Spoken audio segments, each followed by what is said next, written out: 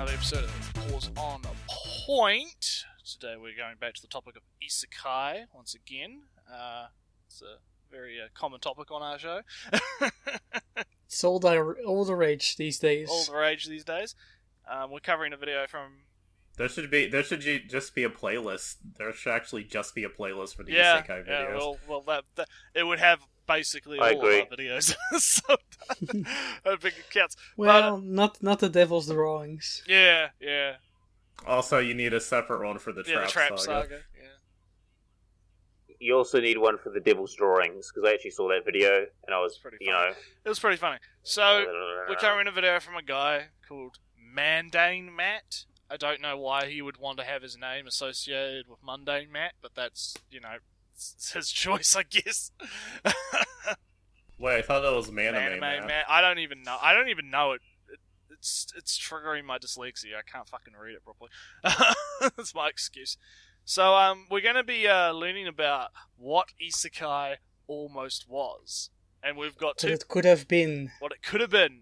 And we've got two people going in blind, and we've got me and Ellie having watched this beforehand. And let's just say that he gets a couple of things wrong. He makes a couple of mistakes, right, Ellie? He makes a couple. Just a few. Just a few. So, without any further ado, oh boy. One, two, yeah, let's be gentle. 3, play. Thank you for that. 2012 may very well be the most important year for anime in modern history. Love it or hate it, Sword Art Online's premiere is probably the single most... Here we go. Wrong already. Because Sword Art Online isn't an isekai. Also, what is modern times in anime?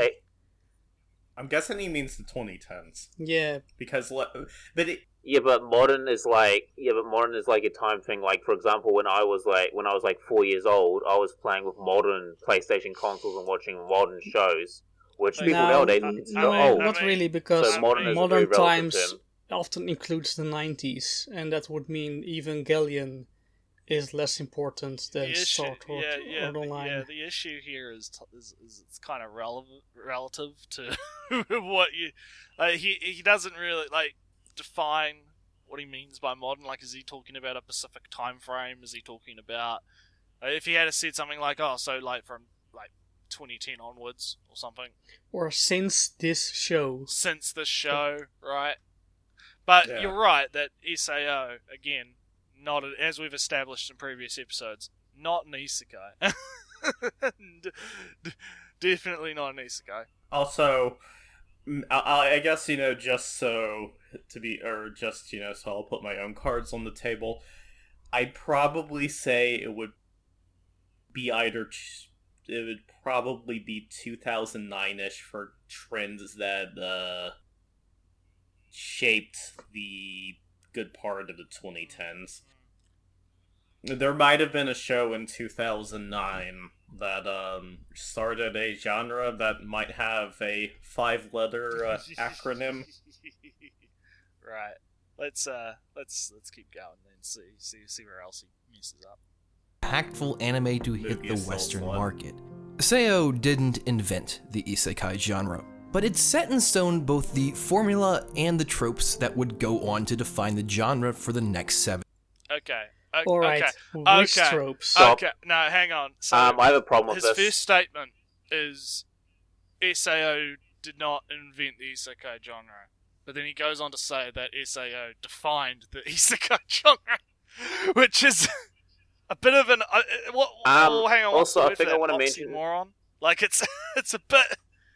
Like, he's made the statement that it didn't invent it, yet he's also making the statement that it defined it, even though it's not an isekai.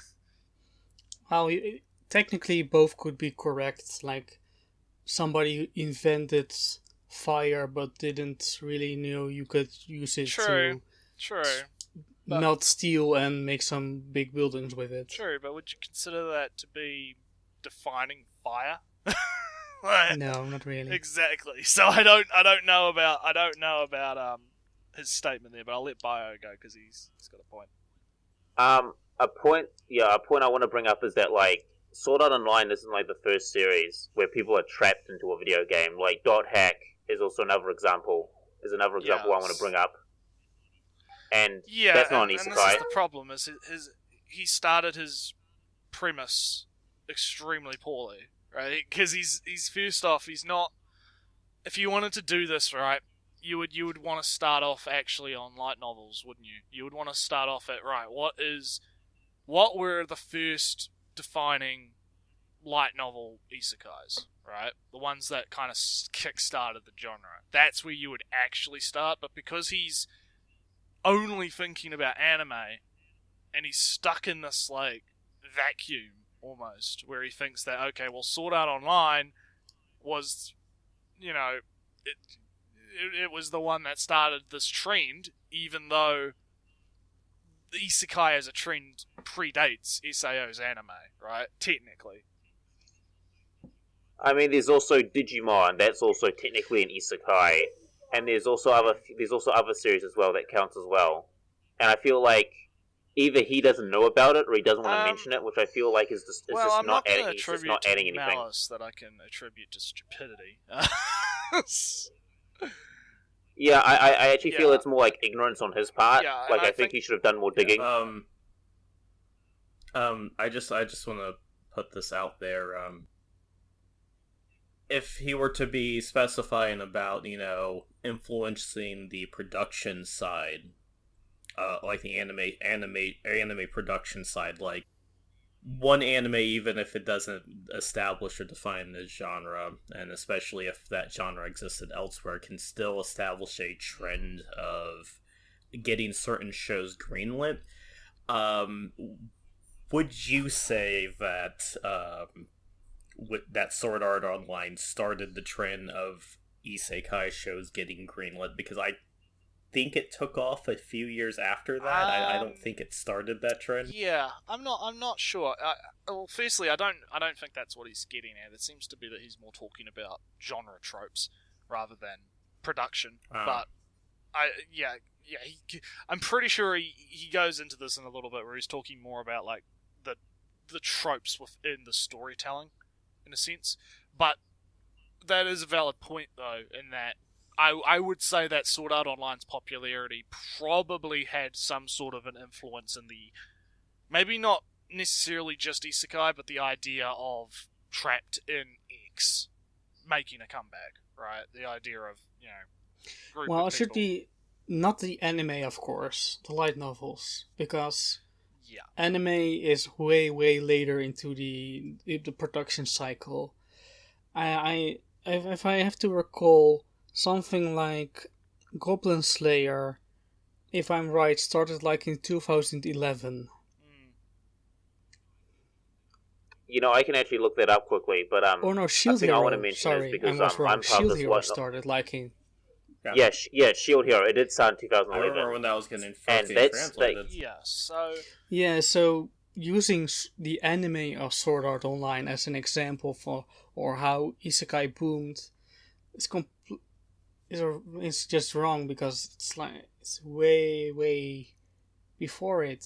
And of course, the light novel and the web novels of Sword Art Online were before the anime also. The problem is, Yeah, if I remember correctly, like the writer wrote Sword Art Online first, as like, you know, he just wrote it as like a fan, like just as a hobby, and then he actually wrote like Axel World. And then when Axel World got published, people were like, "Oh, what's this Sword Art Online thing you've got?" Like, "Oh, this is pretty interesting. You know, we'll publish it and make an anime out of it." I think the main problem we have right now is, and it's gonna be prolific throughout the rest of the video, is he's viewing everything from this vacuum of anime, and he doesn't even talk about light novels or even web novels or the sort of timeline before Sword Art Online, right? Because there's clearly more going on than just, Sword Art Online came out, therefore isekais everywhere, right? It's clearly something else happened. So let's keep going, and hopefully we won't be pausing every 5 seconds. We should, we should try not to pause on every mistake, because every time he says Sword Art Online, he's wrong. We'll see how far we get with that, though. Let's keep going. Years. And that's not particularly a bad thing. Many of the shows that I adore would have never made it if it weren't for Sword Art Online being the massive success that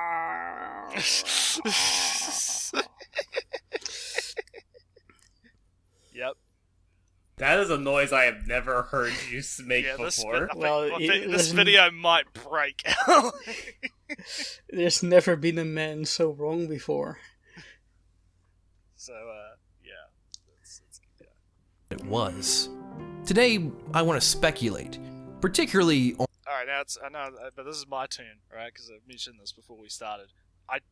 This is my, like, subjective, totally not, like, fucking relevant. No, when it popped up, I finally got what you were saying, because I was really looking at it there.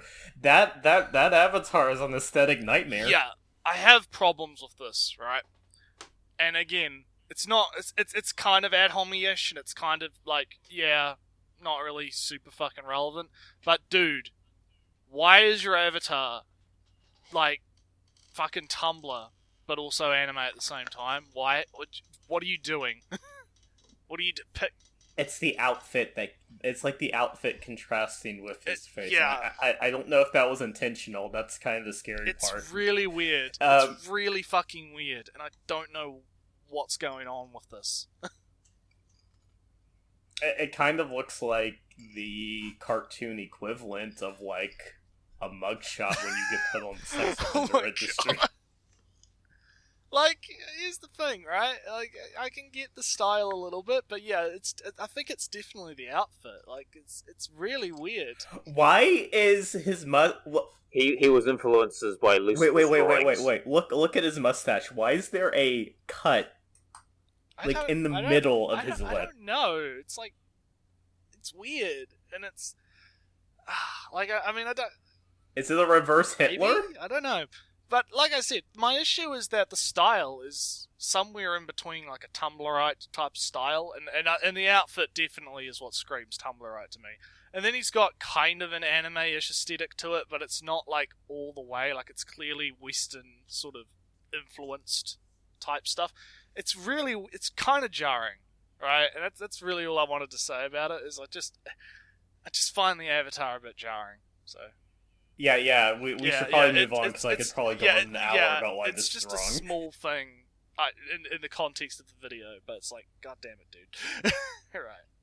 On another isekai by the same author that came out a meager 3 months before Sword Art Online did. I'm Anime Matt, and let's talk about what isekai almost was.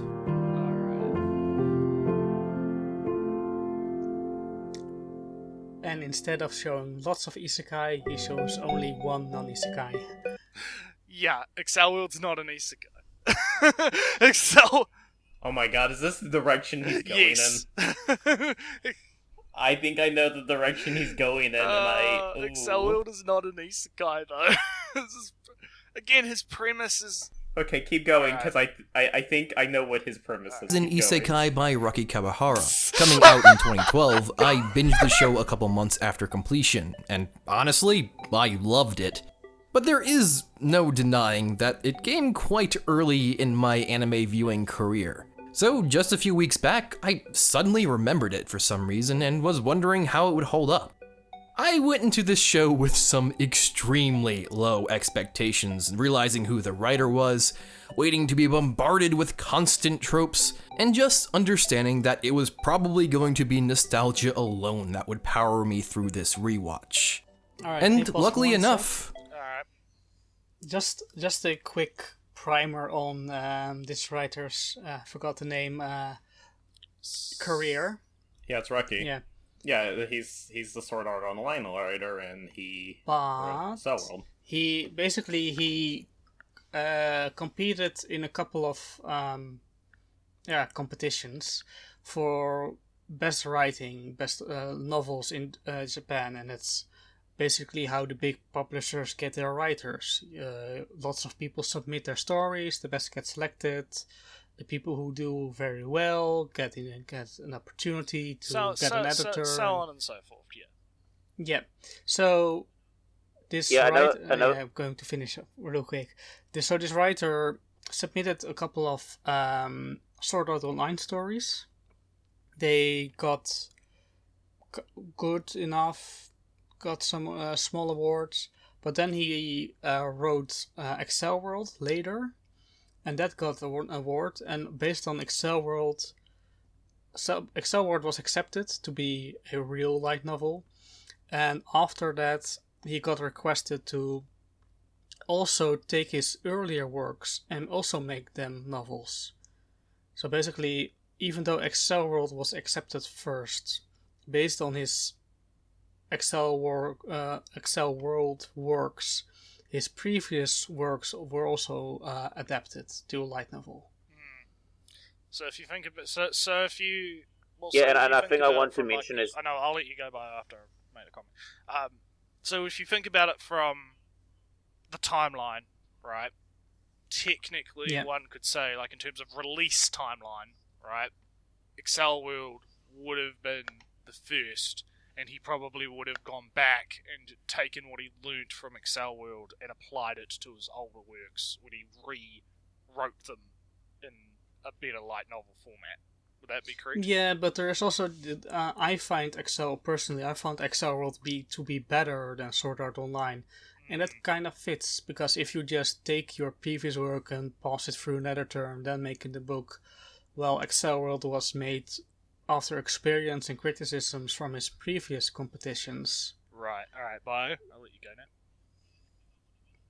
Yeah, the thing I want to mention as well is that, like, Riki Kawahara, he's trying as an author to make better works. I mean, he looked at Sword Online, he looked what was bad about it, and he's like, okay, I'm going to make some improvements, I'm going to make some changes. I've read Sword Online Progressive, and it's definitely like a jump up in quality. And I'm also reading Excel World, and I've also read one of his other works, The Isolator, which, isn't bad as far as, like, Riki Kawahara is concerned. So I say that Riki Kawahara as a writer, he is improving and he is actually trying. Yeah. So in terms of the video, right, again, the issue we have here is that he's viewing things from a bit of a vacuum. Because in terms of release schedule, obviously, Excel World came out a few months before SAO, in terms of, according to his timeline, right? I don't actually remember exactly when they both came out. I vaguely remember Excel World did come out first. And I remember Excel World got, in terms of the anime, an alright response. It wasn't considered to be terrible, but it wasn't necessarily considered to be particularly that good either. It was just kind of in the middle. So yeah, I'm not sure where he's gonna go with this. So let's see what we got. I was extremely wrong. Now, I won't jump to conclusions and say Excel World is a masterpiece. The show suffers from many flaws. But what I found was, at the end of the day, not only an extremely enjoyable anime, but a show that tackled some difficult topics head on. In essence, it's a completely different kind of isekai. Sorry. Isekai. Every time he calls it an isekai, I can't. But let's just reiterate the definitions and the things you really need to be an isekai. Yeah. Anyone for number one as an isekai genre. Well, the first thing that you would need the trapped in the other world, and by that I mean actually trapped in the other world, not just an actual alternate reality. And another world. And to expand on that, physically trapped in the other world, not mentally trapped in the other world, which is what Sword Art Online is. You could give an exception for like mental projection. You could probably make the argument, right, for stuff like Sword Art Online, where it's their physical bodies are still in the real world, but mentally they are locked in another world. You could make an argument for that, but I think that either physical transferment or reincarnation, right, via death. And the world in Sword Art Online, and especially the world in .hack, which is why I don't consider .hack an isekai, is still intrinsically locked to our world. You know, the real world in the it has novel. It has to be another world separated from the original world, right? So, which would kind of lead into the second thing. I think you would definitely need to have something like hard defined as, like, you know, an isekai type of thing. Oh, barky dog. Sorry. That's fine. I think. But you would definitely need something that has has kind of like a fish out of water kind of moment, as it were. A little bit. What I would say to that is that you would need to have a new world. Yeah, basically a new world. Besides a different world, it should be a new world, unexplored. Because the idea. Yeah, because it's kind of like, you know, Rebirth or something like that. Yeah, we've mentioned it a number of times as the idea of fresh start, right? It's the idea that you are clean slated in a new location, a new environment, a new world, and you have to start essentially from scratch once again with the tools that you have been provided via either your reincarnation or stuff that you took along with you on your transfer to the new world, or things that, you know, you like skills and knowledge that you have from your past, right? That kind of thing. It might just go a little more off topic, but I would still put Gate with the military anime in the isekai camp, even though they travel basically freely between the worlds. Yeah, I think there are exceptions. Like, the ideas that we're talking about here are kind of like guidelines rather than hard and fast rules. I think you can make exceptions for some things. I've mentioned before the idea of having a checklist where it's kind of like you just need to get the passing score rather than it having to be 100%. This is the hard and fast defined thing. I think as long as you have the similar kind of story structure of new world, transfer to new world, using the skills and stuff, technology that you garnered from your past incarnation to perform certain acts within the new world, I think if you stick to that type of story structure / kind of format, I reckon that would probably be more than enough. Yeah, so just to give some examples, you got something like Konosuba. Just take a bog standard, basically one. You die, you get into the new world, same as slime. You die, new world, new setting, fresh start, unknown world you can explore, etc. Then you get something like Gate, which has a new world, and it's kind of a fresh start for Japan itself. It's an entire new world, new chances, new riches and oils and resources to be gathered. Yeah. But you can still freely travel between the worlds. Then you got the Isekai restaurant. I'm forgetting the name, but basically there's the restaurant that just connects to another worlds through a door. And all these fantasy characters just at random times, just a door appears, and if you go in, you get into this restaurant, which very much like is a modern Japanese restaurant, and all the people gush about how amazing Japanese food is and how much better it is than their own imperialism. Actually, I want to add on to that. Like, I've actually been noticing quite a few like light novels that have been released are usually about like cooking or the exploitation of food. Like, a series that came out a few months ago that got translated in English was Cooking with Wild Game, for an example, or Running a Pizza Parlor with My Elves. Yeah. So bringing it back. The hell is that title?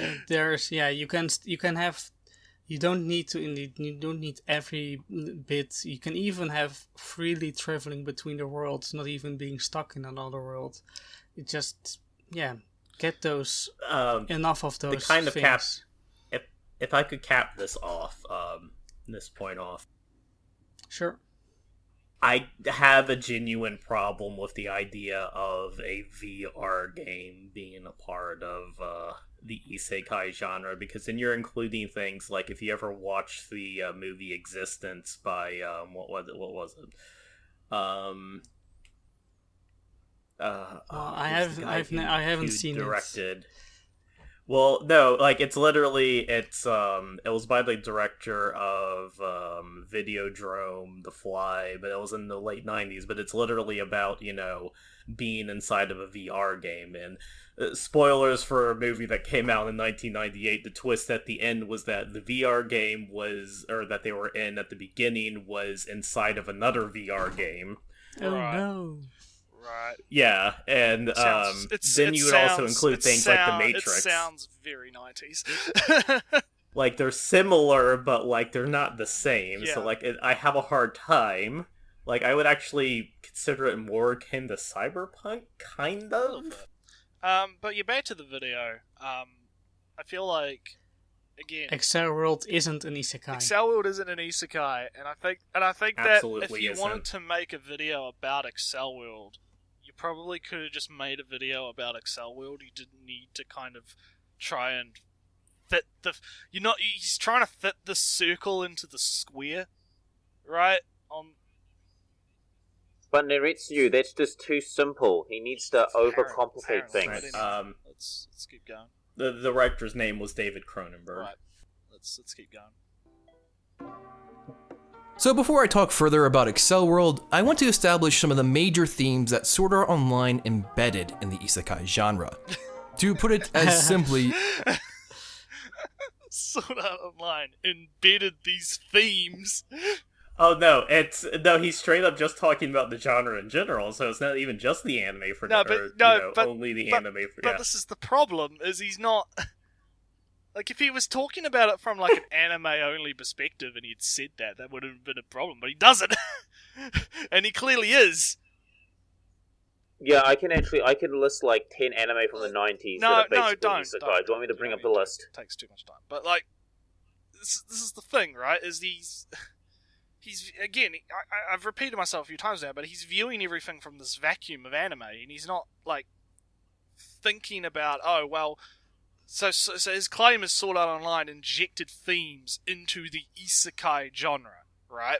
The themes Sword Art Online anime did it. Exactly. The anime injected themes into the anime genre that is isekai, right? Which doesn't work because isekai is not an anime genre. It is a genre of media. In terms of, like, Japanese, right? It's a Japanese genre of media.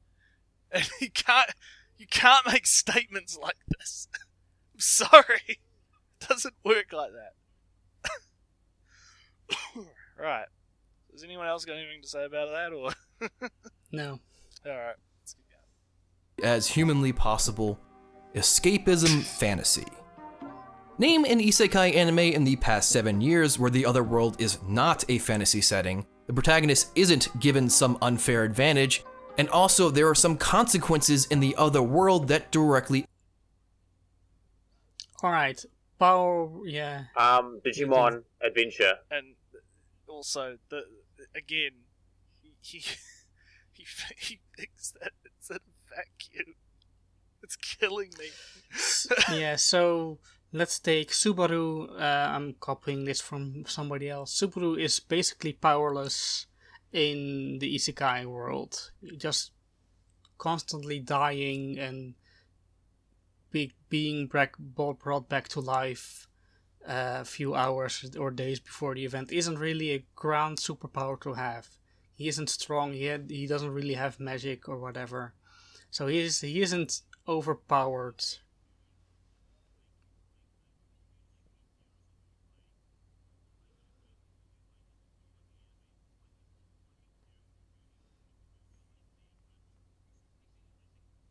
Okay. Yeah. So Subaru can't do anything on his own. Same as Kazuma from Konosuba. He also isn't blessed with supernatural or super powerful whatevers. Yeah, like, And then, yeah.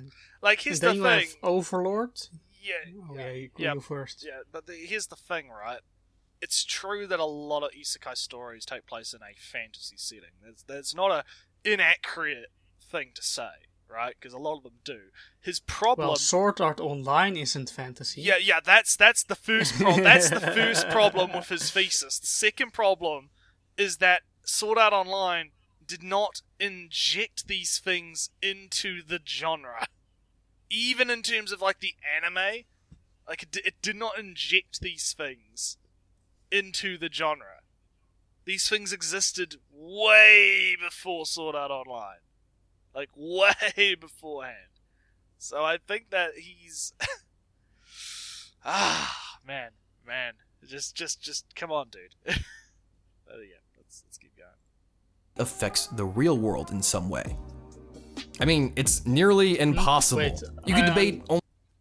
Sorry, to pause again. He wants to that the isekais have an effect on the real world, Yes, that was another point. on the non-isekai world. Yes, that was a point that I think I might be a bit ahead of you, but yeah, he made that point too. Oh, But it yeah, just, I'm suddenly skip a few, I think I skipped ahead. So if you I'm in sync yeah, again. yeah, oh, okay, but yeah, he makes the point that yeah, that's the thing actually. In the original Sword Art Online, I don't think again you have to actually have his arguments work. You have to agree that Sword Art Online and Excel World are isekais. Like, and because those are two wrong statements, his whole it's like a house of cards. It just falls to pieces because he's wrong on those two key points. The rest of it is just completely wrong. Because I can't even argue against the idea of Sword Art Online affecting the real world, because that would involve Sword Art Online being an isekai. Yeah, and then the only isekai really on top of my head that would affect the real world would be Gate. Yeah. But even then, in that setting, both worlds are equally real. And equally affected by each other. Yeah. So that would make it a... If you actually look, I mean, look what happens when all these places from Earth start coming to that fantasy world and Gate. I mean, technology is like a tech boom. There's an exchange of culture and trade. I mean, people are being affected. So yeah, let's keep going. Online, but that's about it. Almost every show that pulls inspiration from Sword Art Online almost No, keep going. always takes these three plot points. Just a quick list: Slime, Shield Hero, No Game No Life, Overlord, Log Horizon, ReZero. Okay. Oh my God. All right. Okay. What? So. Okay, there's No, more listen, isekais than that. All of Fucking these hell. shows are inspired by Sword Art Online. Every single one of them is inspired Wrong, by Sword Art Online. Wrong. And I know that is Wrong. very much not the case in Overlord, because he's even said, no, this was inspired by my D&D session. like, but again, Yeah, isn't the writer of Overlord writing Overlord because his friends couldn't play D&D with him, so he's like, fuck it, I'll write a light it's novel. because he views it in a vacuum. He doesn't understand that there are outsider influences than just anime. Like, he thinks, oh, well, okay, so Sword Art Online came out, and that inspired all of these other similar, in his view, right, in his eyes, similar shows, right? Like, he doesn't understand that some of these shows, I think, probably predate Isao in terms of when they came out. Yeah, I've got a quick question. What are the similarities between don't know. Konosuba and Overlord? Transported to another world. Yeah, They're in the yeah. isekai. That's the other one. But then, of course, Yes? they don't have that in common with Sword Art Online. Yeah, they don't. So it's like, again, his whole thesis falls apart. It's like, no, all of these shows are not inspired by Sword Art Online. They're not. Yeah, his video is just making my brain rot. I mean, I can't understand. Maybe Log Horizon. I say maybe in a very tenuous way. Maybe. It has the most Game Guild's MMO qualities of all of them. But yeah, I always felt that like Log Horizon was like almost like an improvement on Sword Online. It's like let's take that concept and improve upon it. Is that Log Horizon? They are actually physically transported to the new world. It's not just they're playing the game and they get locked into it or whatever. No, that the actual they're maybe not their physical person because they're still inside their avatars, and there's actually quite a lot of plot points evolving around people and avatars that don't match their bodies and a bit of dysphoria that comes from that, right? So it's not in terms of technically. They have been reincarnated in the game world physically, right? Inside their avatars. So, it's really different. Really different than just, I'm locked inside of a headset and I can't log off. And if I try to log off, my brain will get fucking electrified to death. So, again, how can one man be so wrong? He's so wrong, guys! Well, apparently... He is the one man. We have found it. The one man from Legend. The wrong man. The wrong man. Yeah, let's keep Konosuba, going. how not to summon a demon lord, master of Ragnarok. Smart. He's still going! He's still going! I actually have to watch Death March. I've heard it's really good. I've got it downloaded, but I haven't. No, don't stop asking you want the light me. novels? I don't want it. I've got the anime. I have to get around to it. But no, he keeps going! Like, I don't actually even know, like, I haven't watched, these ones in particular, but it's like, he keeps going. These shows are not inspired. Well, I have, and I can tell you, he's still wrong. By Sword Art Online. Like, what are you on about? Oh my god, it's only been 3 minutes and we've been going 3. I know, this is going to be a long one, because this guy is just so wrong on so many things.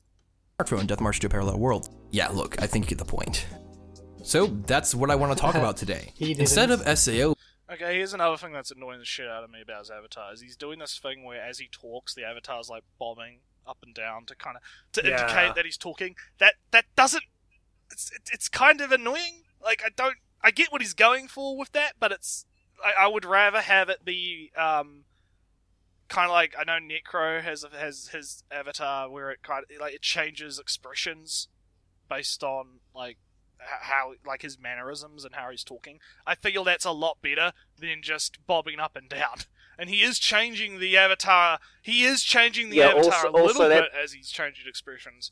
So I think all he'd have to do is just remove the bobbing, and I think he'd probably be fine with that. I also find the bobbing very distracting. Like, that's the only thing I'm focusing on, because that's the only thing I can see that's moving. That's the problem, is he doesn't have anything else moving on the screen.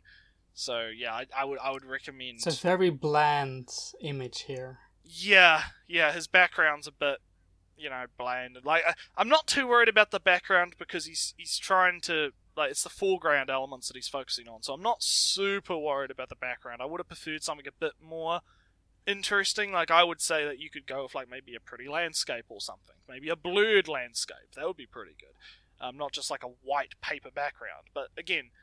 The combination of the Tumblr-ite-ish avatar and the head bobbing and the it's not a good look, right? It's not a good look in terms of video quality. But let's continue. Being the show that defined the genre, what would have happened if instead the genre was built off? Okay. I know we're pausing a lot, but I wanna listen to that again. What if the genre was built off of Excel World instead of? Nothing would change because they're not related. Just that statement in its own is so wrong on so many levels. The genre was built off of SAO. Right? I would argue that something like Zero no Tsukaima has far more... Who came out far earlier and, of course, therefore had far more time to influence everybody else. It's again... And I know this is a bit dead horse, but I'm also going to mention something like Digimon, Digital Monsters, Digital Adventure. But it's... I mean, Maze Hyperspace Dimension's another one that was by the Slayers author. Magic Knight's Rayearth was a thing. We could go on, but the point is that no. The genre was not invented by these two shows, because one, these two shows are not isekai, and two, even if they were isekai, they still didn't build the genre. They still didn't do it. I'm sorry. Oh god, let's keep going. Of Accel World. So, of course, let's talk about Accel World. Now we get into the real reason he made the video.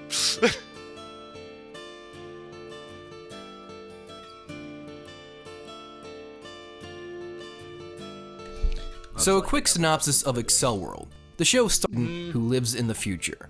Everyone wears computers around their necks that directly plug into their brain and is basically used for everything.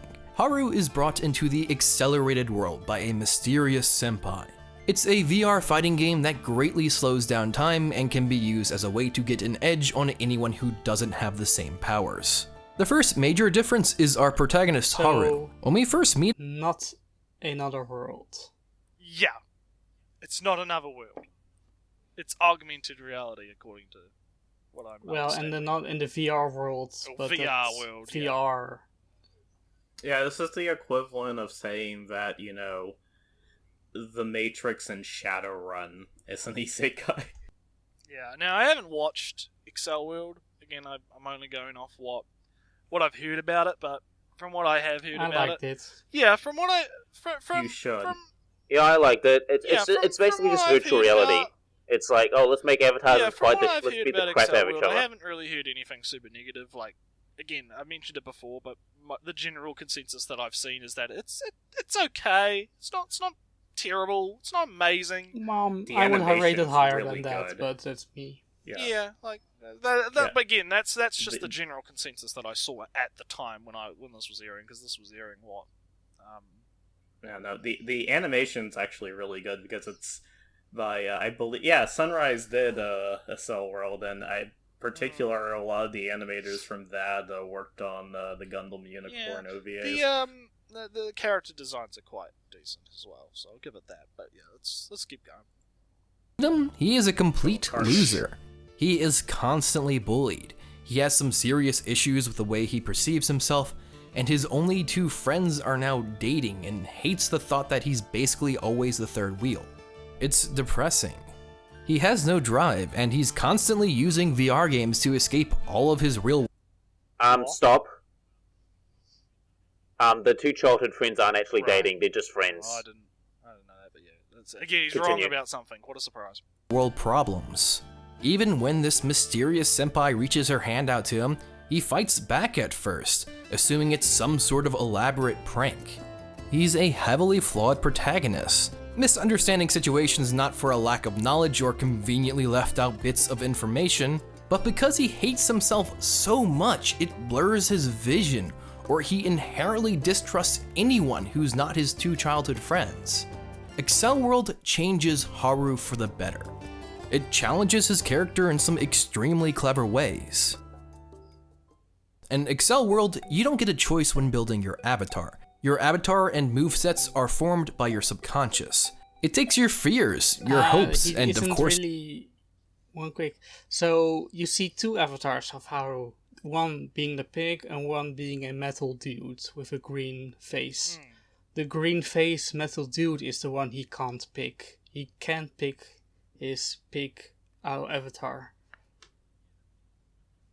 Yeah, the pig, because if I remember correctly, what happened is that he had an other avatar as well, but some people hacked his account and changed it to a pig, and he just didn't change it back, if I remember correctly. Know, but, yeah. Let's keep going. Your biggest trauma and turns it into a weapon. Haru wants to escape his current life, so he got wings. The mysterious senpai doesn't like people getting close to her, so her body is made of blades. And Chiyu just wants to go back to when the three of them were all super close, so she got the ability to turn back time.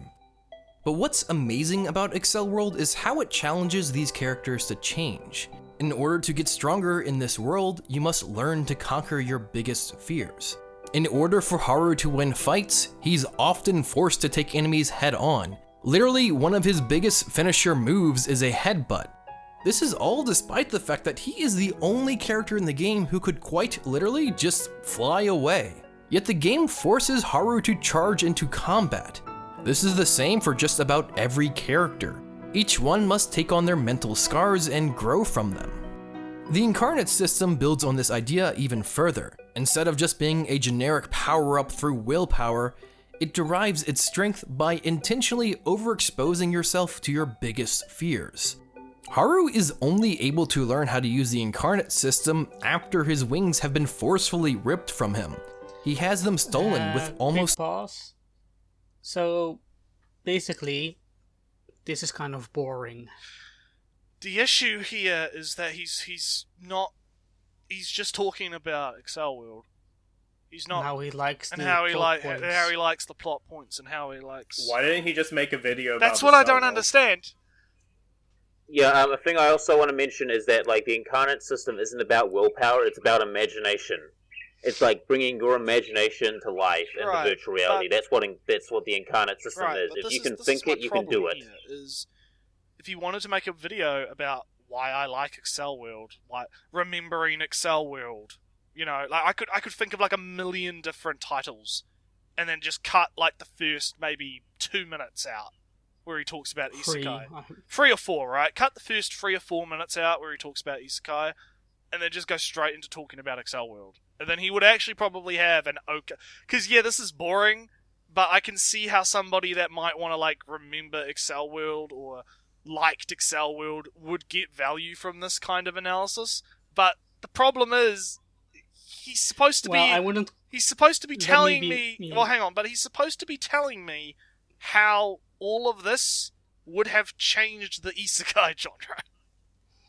Yeah, and I wouldn't call this even an analysis. This is a summary. Yeah, that's true. Yeah, it's like maybe someone would find value in this. I personally don't, but an analysis would kind of be like the clear messages. His avatar is a pig. He's being belittled and bullied, but then he gains power in this fantasy world, which he takes into the real world, and he becomes a better person, which means that even though you don't need to change your outward appearance to become more brave, etc., etc.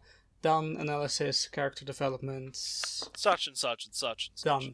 Done.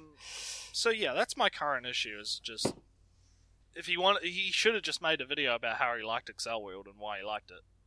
Just made a subjective video about that, because that would have been fine. I wouldn't have a problem. But because he's supposed to be trying to explain to me why. How he's supposed to be explaining how all of this that he's talking about would have changed the Isekai genre had Excel World been the one to take off. So let's keep going. Just 1 point before you go. What Isekai almost was, which would mean that this almost would be the standard for Isekai somehow. Somehow. So even though they're not part of the genre. So it would mean that if you removed Sword Art Online from this equation, Excel World would be the most popular Isekai there is, which is even if Sword Art Online wouldn't exist at all, and only if the early editors for the light novels didn't want him to get his older works included, but just Excel World, there would be no... Also, an interesting fact about Sword Art Online and Excel World is that they're actually in the same universe, just on a different timeline. Excel World is after Sword Art Online, mostly. I think all after. And there's actually in the latest arc in the light novel, there's actually like symbols and things they reference to that are in Actual World. I'm sure, and you can correct me if I'm wrong, but I've heard that the technology used in Excel World was in some way invented/developed by Kirito, I believe. Yeah. Yeah. So there's a connection there. I actually do quite like that. I think it's kind of good to have a bit of a continuity between works. I think it adds a little bit. So yeah, let's see if he actually makes a point.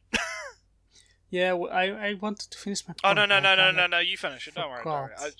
Oh, you forgot. I'm sorry. Sorry. I didn't mean to do that. Oh yeah, I've remembered. So if Sword Art Online didn't exist, Excel World wouldn't be the most popular show of the season of the year. No. Therefore, even Excel World wouldn't be the almost. Yeah. There would be another show that would be the Isekai standard. That's actually a really good point, because we have to remember that Excel World, I believe, did come out before SAO, so it wouldn't have been like. I think it went after. Could we check that? Like, could someone fact check what season/date did Excel World come out in comparison to the first season of SAO? It was 20. Hang on, let me have it. 1 second, I'll check that. Yeah. Just do a fact check on that, because I can't remember exactly if. Because So the anime for Sword Art Online started in 2012. 2010 was oh no, that was the manga. The anime for this was April 7th, 2012. Ah, okay. So it's basically the same time. Yeah, I think it maybe a few months apart, right? Yeah. So, which I think he did say in the video, now that I'm remembering. So, I don't think that, like, if Isao hadn't have come out a few months after Excel, I don't think Excel would have been considered the same level. Because Isao was quite literally a phenomenon. It became quite a massive, big thing due to... Yeah, basically, like, the anime community, like, similar a fucking kind of tidal things wave. tend to happen with stuff like Attack on Titan. Also, was what I would classify as a phenomenon. So, the issue is that even without SAO, Excel World would not have taken off in the same way as SAO did, purely because SAO didn't exist. It would have, like, I would assume that. Yeah, it's hard to say. But I do think that the popularity of Excel, I do think that the popularity of Excel World would not have changed regardless. I think it would have stayed the same. Yeah, pretty much. Like, it's really hard to say how these trends, because you can predict trends, but you don't really know what kind of series are going to be a massive hit, because it just kind of depends. Like, you know, some series, you know, resonate with a lot more people than other series do. So it just depends. Like, say for example, Sword Art Online didn't exist, well, it would just be replaced by something else. Okay, and like again, something else would come along to fill that vacuum. Is also, like you mentioned, vacuums. You know, we're talking about it in terms of the animes in a isolated environment, not talking about the outsider forces involved with what gets chosen, what, you know, etc. So yeah, let's keep going, because we're about halfway now, and we'll see if he actually ties this into a point. No hopes of ever getting them returned. In truth, it was the only thing that made him special. To learn how to use the incarnate system, he has to accept that he may never get his wings back, but must still push himself and face his fears head on. This world building is an extremely clever way to develop characters. A large portion of the show focuses on Haru's self-acceptance. In Excel World, he learns that he is the only player who can fly, and it makes him much more confident in himself. But through the clever introduction of incarnation training, it teaches Haru that he can still love himself, even if he's lost all that made him special. It's a bit difficult to believe that this is in fact Raki Kawahara who wrote this. Another major difference between Excel World and modern isekai is the real world. Now, don't get me wrong, they spend a ton of time in the... on something real quick. So, he mentions the whole thing of how he can't believe that Raki Kawahara wrote this. Keep in mind, this was written decades after, or not decades, but a solid time after he wrote the web novel for Sword Art Online. Yeah, if I remember correctly, Sword Art Online was written when he was in high school during like early 2000s, and then Excel World was like written like a couple of years after he graduated high school. Like, someone fact check that, but I do believe that some time has definitely I've passed. heard that as well. And for the sake of not delaying the video too much, I'm not going to go bother fact checking that, because that'll take time away from things. But So, quick can note. Can I please? Oh, all right. I'll give the days later. Yeah. With it feels kind of like it kind of shows how he views this only in the anime only vacuum, right? Because how many authors do people dig back and look at like their writings when they were like, an actual child, like, when they were like 14, 15, and are like, man, I can't believe he wrote, The Shining or something like that. It's weird because, like, it has been, like, yeah, of course he's going to, transition, but yeah, no, that just kind of underpins. He's only ever really watched the anime of this. He's not as literate on the genre as he thinks he is.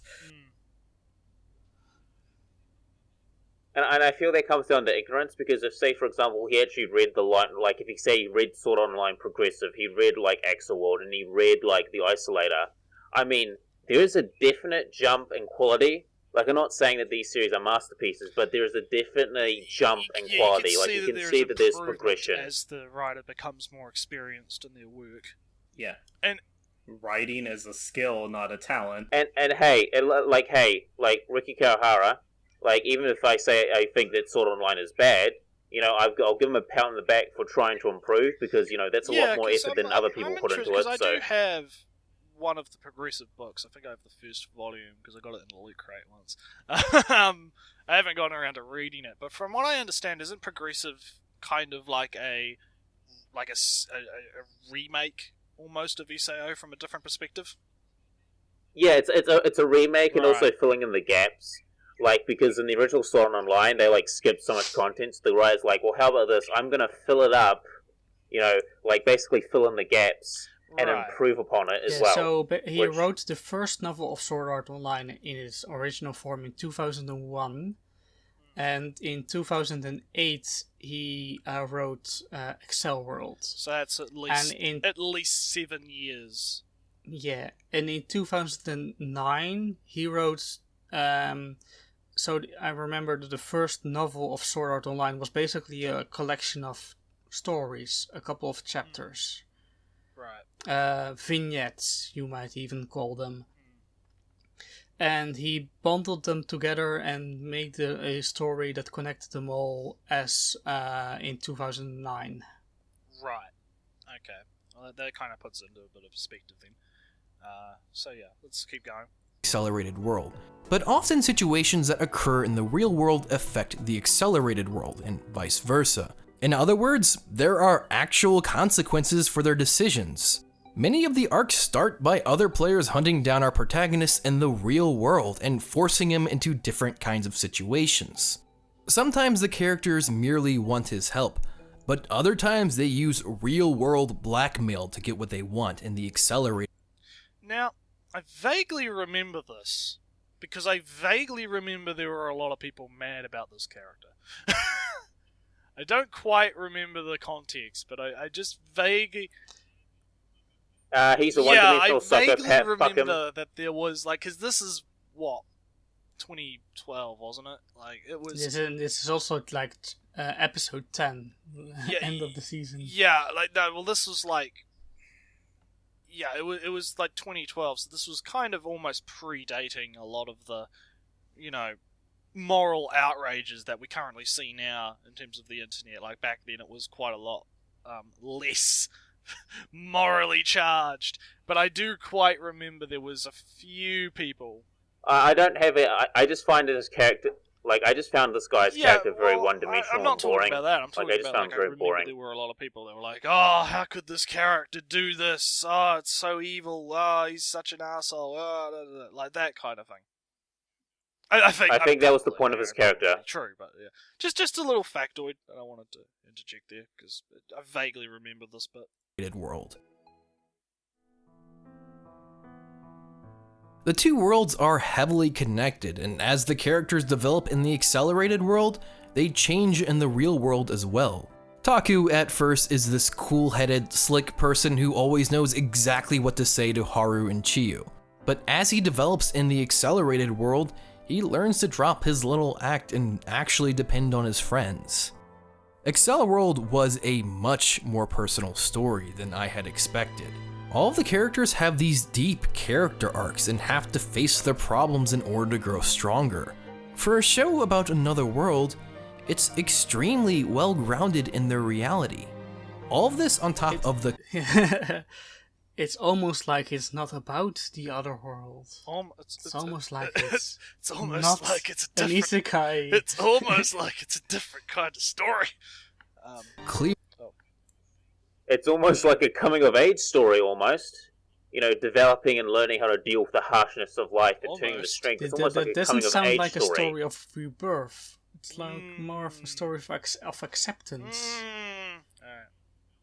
Alright, let's keep going. And love and development. care that was put into this show makes it one of the most unique isekai I've ever seen. There are so many little background gags, gorgeously animated scenes, and even the amazing soundtrack. Just the melancholic feel of the songs that slowly grow stronger and stronger over time, I can't help but hold this anime dear to my heart. There is just so much care put into this show, and its messaging is so powerful. It's by no means a perfect show, I want to make that clear. Of course, our protagonist seems to have literally any girl he meets fall in love. Oh yeah, I remember that being a criticism Incorrect. that people used to say about the show at the time. Well, I don't really agree. That's kind of incorrect. Like, it's most of it's mostly platonic, or they just view him as a friend. I think the only one who likes him is the fucking senpai. Well, and maybe his you childhood have to friend. understand, most people at the time, and especially now, who are into anime, have never been in a relationship, and they very likely never have any friendships, so they don't understand that sometimes people like you because you're not a gigantic douche. Sometimes, yeah. Quick question, I have friendships with girls. Does that mean I'm like beyond? But yes, no, you're Like transcended? dweeb. Tis the joke. Woohoo! I've transcended. Love with him for no reason, and of course, there are some scenes that are extremely overdramatic. But I just love the idea of imagining how different Isekai would have been if only it had been Acceleworld that had gotten 3 seasons and a spin-off. Building as a way to force change in their characters.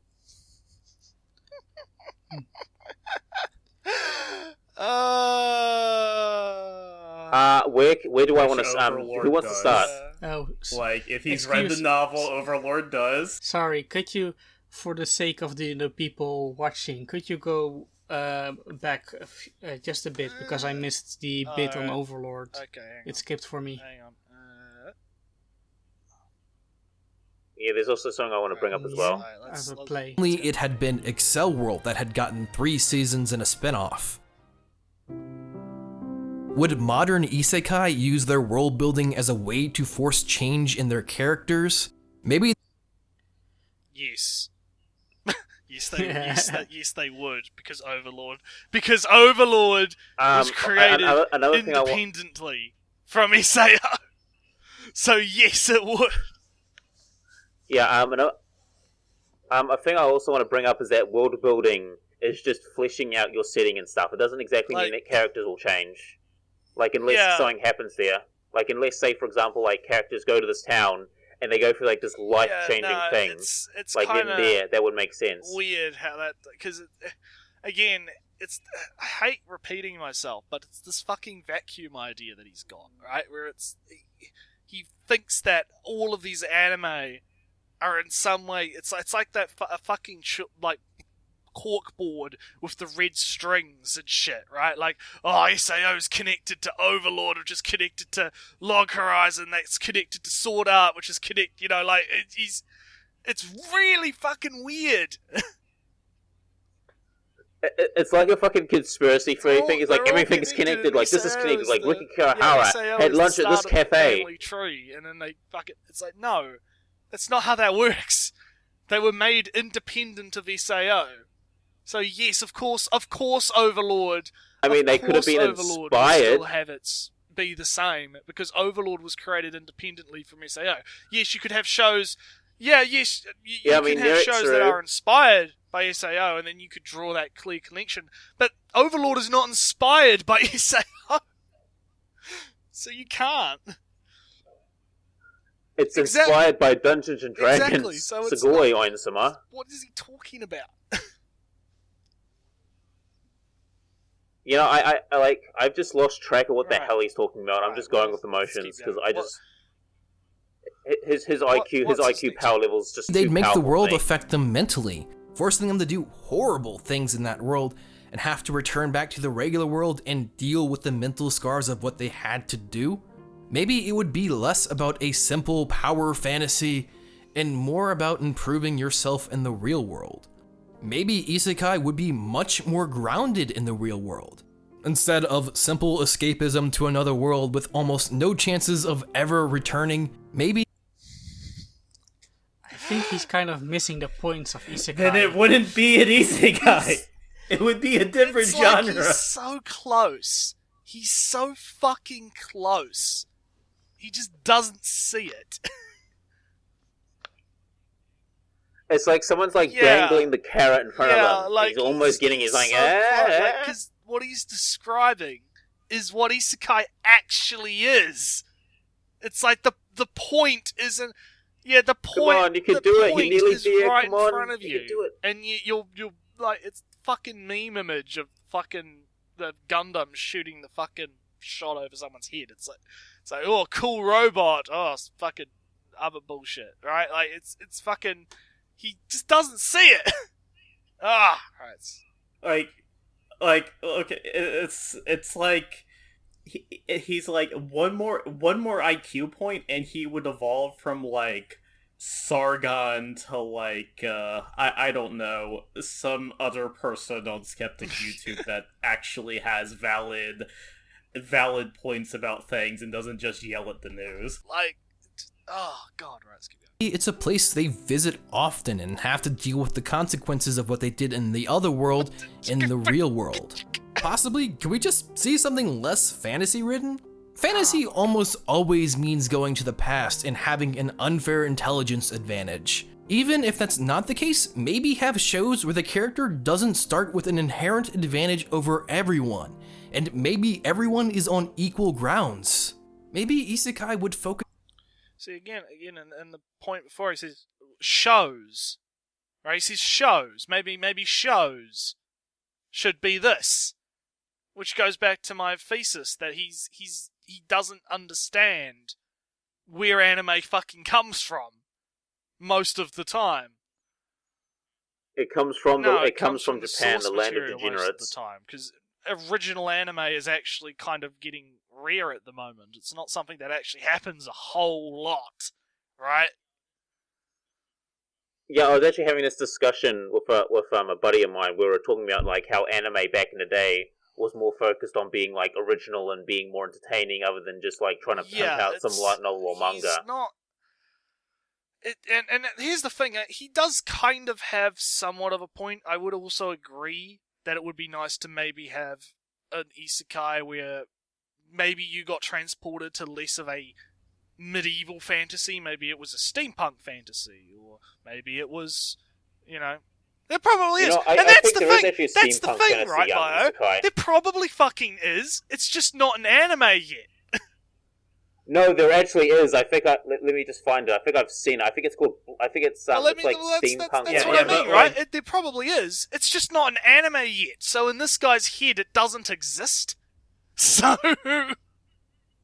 this actually goes back to the thing like Econ was talking about in that other video, where there's a lot of people that just have a lot of people in Anitube that just have like a very basic understanding of the genre because they don't go anywhere beyond what Crunchyroll drops in their recommendations. Exactly. It's really stupid.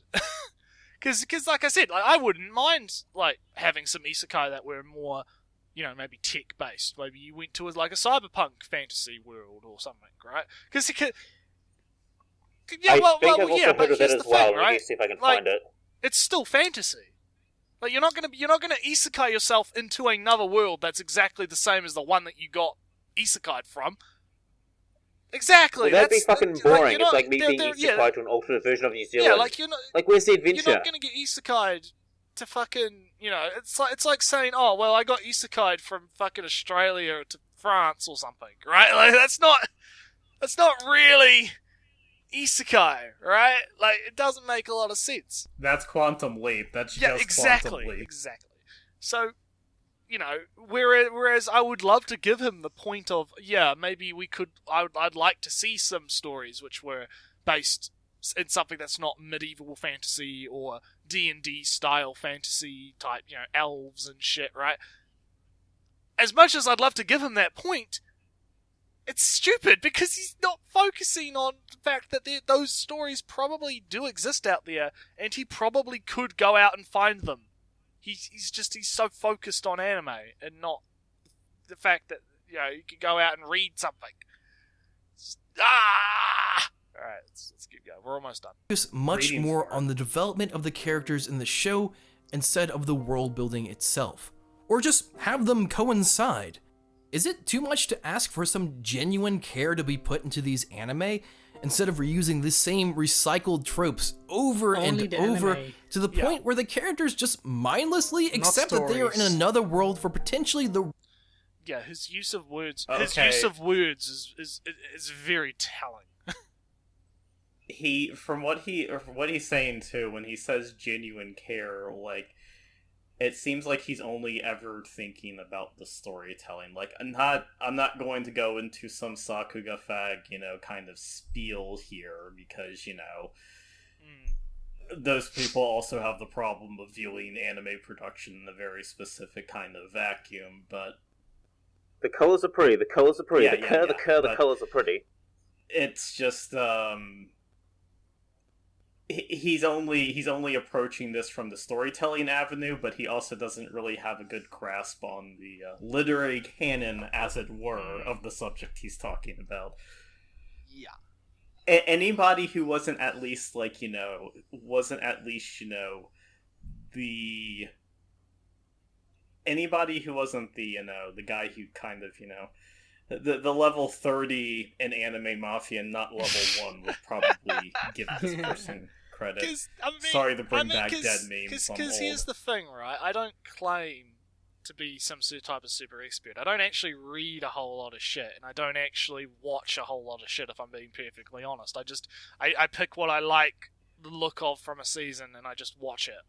A lot of people do. And here's the thing, right? But the difference between me and this guy is, one, I'm learning a lot from interacting with other people, and two, I don't make videos like this where I claim to... based on an assumption. Yeah.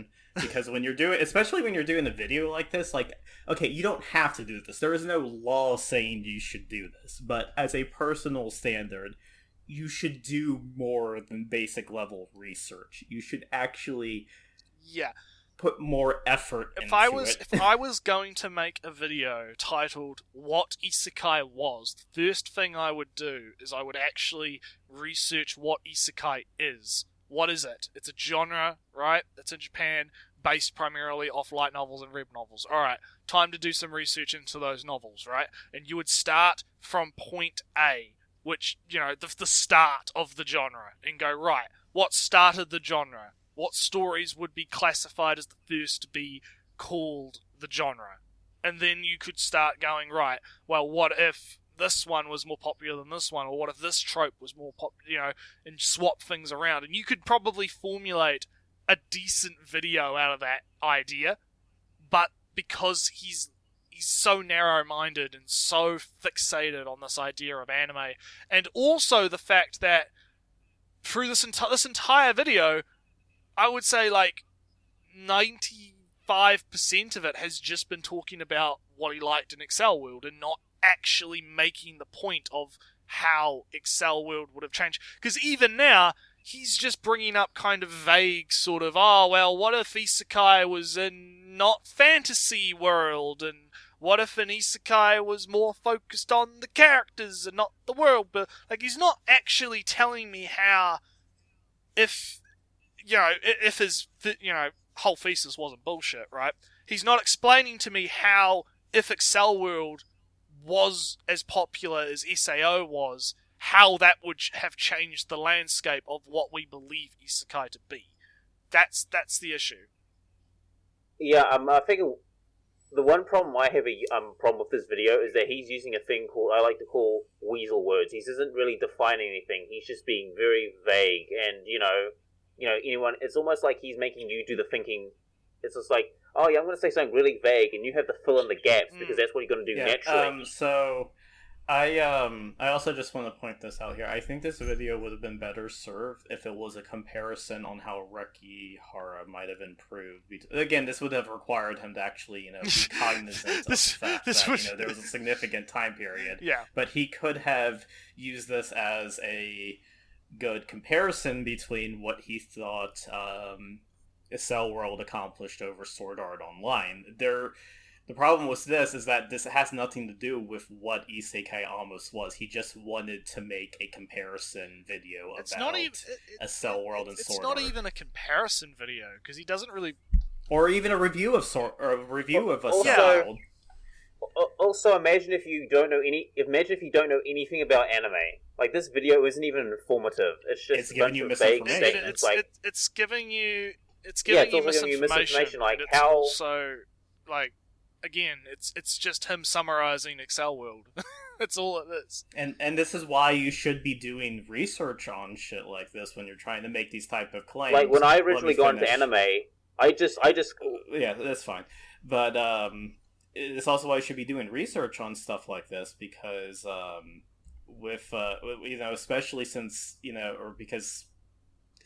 especially since this video, will attract people who might not otherwise be very literate in the genre. You kind of owe it to them to, when you're trying to be informative, actually be informative and not lower the overall... Because that's what this will do. This will lower the quality of conversation, because people will cite this, they'll cite misinformation, and it will turn into people trying to correct misinformation. Anyways, yes, Gundam, you were saying. I'm sorry for cutting you off like that, man. No, it's fine. These things happen. But when I was first getting into anime, I would I'd usually just click things that would catch my interest, and I looked on YouTube to see, I like this thing that's anime. What else is out there? And I found people like Misty/Konnichiwa, Pause and Select, all these people, and then it's like a guideline. It's like, oh, there's this show, and I was just like, oh, that sounds interesting. I'm gonna watch that. If you're trying to provide the bare basics, you could always say oh, here's a show about this, here's a show about blah. If you're interested in that, go check that out. And if you want more deeper, more informative content, you go oh, what are the themes or the deep meanings behind insert blank here. But this guy's just he's not informative. He's not informing me. He's just saying Excel World is blah and da da da. It is key. But yeah, we're almost done, so let's wrap this up. Rest of their lives? I don't know, but there just seems like there are so many different possibilities with how isekai could be handled, but yet we are always stuck on the exact same thing. Escapism fantasy. And I feel like in some messed up way, we all chose that ourselves, by constantly worshipping these same template shows that are easy to consume and make us feel safe. But I think, just like Haru had to learn throughout Excel World, simply flying away from our own problems is never the answer.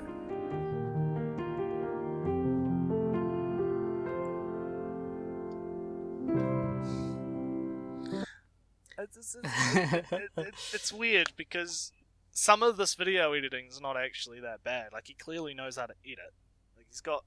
It's not... That is definitely something I will not follow on. It is technically competent. The audio quality is good. Yeah, I think the music choices, but it's all right. It's not terrible. It's from the soundtrack. which is fine. I'm not going to fault him for that either. We'll just let the video cap off, and will probably be an advertisement after this.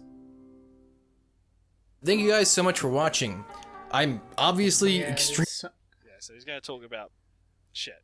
I think this is where I would drop off the video, because it's I don't need to know Oh my god, okay, I tried not, I really, really tried not to say anything, but it is actually bothering me. Look at the, like, middle of his mustache. It is actually a reverse Hitler. See, this is why I wanted to continue, because I fucking knew.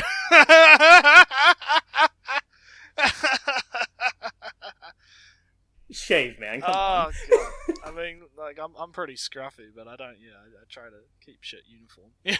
Yeah, but even I don't have a reverse Hitler. Come on, dude. But nah, like, yeah, overall, I think to cap off the video, I think, yeah, it's if you wanted to make a video about X anime, which it seems to, because I've watched a few others of this guy's content. I watched, like, another one, which was about Kawazombie Nadeska, and it's the same format, where he makes a statement, and then he doesn't actually clarify the statement or go into the statement. He just sort of goes, right, well, I'm going to talk about the show for, 6 minutes or something, and how I liked it, and what I thought was good about it, and the plot summary, and then he kind of just trails off from there, and then maybe at the end he'll try and bring it all back to the main point of the video, but doesn't really. So... You watched another one? I think one's enough for me. Yeah, There's something I want to point out. So, the way he does, he has the, the kind of misleading title and everything, and I've noticed this with several other of these anitubers as well, is that, through this show, is that, it seems like Mutter's Basement is kind of the origin of this, because he does kind of the same thing. Yeah. Like, I think they're all kind of learning for him, and man, he really is cancer. Which is not surprising, because Mother's Basement is where the money is, so... Yeah. But in this case, I do actually think this guy does at least have a genuine... I don't think this guy's doing it for the money. I could be wrong. It's the idea of ignorance versus malice. I think it's more just a case of he's narrowed himself into a box, which is the anime box, and he's not seeing the fact that there's so much more going on than just anime comes out, other anime inspired by that anime. Whereas it's more likely going to be light novels and web novels inspiring each other, and people taking bits and pieces from what they like. Posts on message boards, etc. Critiques on that kind of thing. So videos on Nico Nico Doga. So the only thing I really have left to say is just, how can one man be so wrong?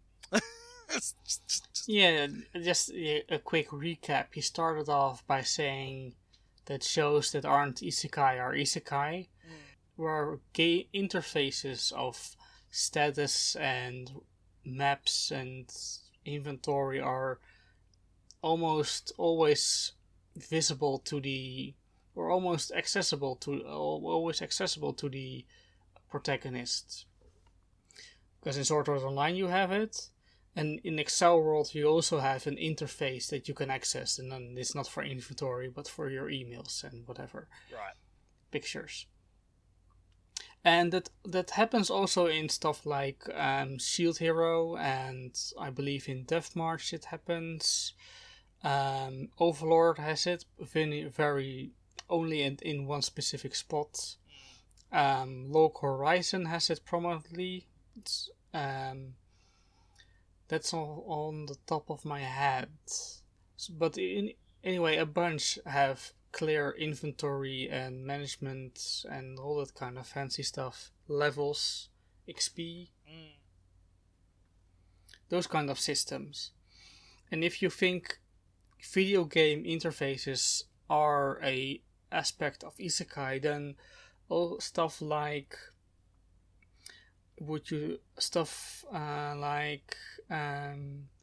is it wrong to pick up girls in a dungeon is also an isekai. You run into problems if that's your definition of an isekai. Yeah. Besides labeling Excel World as an isekai. And then he goes into just, more wrongness And then he just talks about Excel World for like most of the video, and then tries to draw it back. So, yeah, I'm pretty.